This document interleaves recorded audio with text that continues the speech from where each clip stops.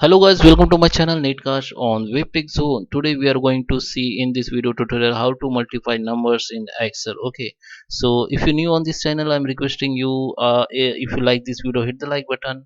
Don't forget to subscribe my channel and comments below. So without time wasting guys, let's start the video. Let's go on my Excel sheet. So guys, in order to do multiplication in Excel, so yeah, we have you can see I have the data. Okay, this is demo data. I'm going to multiplication two numbers. Okay, here. So in order to multiplication numbers in Excel, you have to use a formula. Okay, so how its function and what is the function we can use.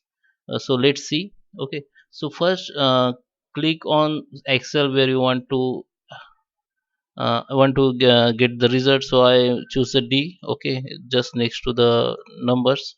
So press the equal to symbol, and this symbol I'm going to press. I'm pressed because this is like indicate to Excel that I'm going to use a formula. Okay, so now you have to click the first number.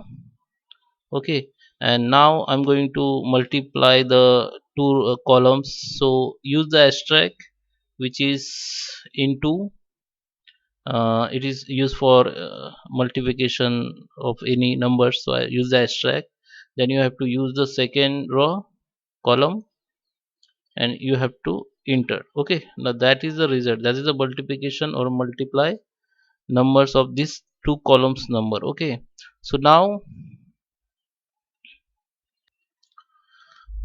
so if you want to use this formula and function to the others row or column, just click on it, click the left button of your mouse, hold it and drag it down. Okay, so this will be applied to rest x row. Okay, you can see the formula will be appear here, you can see.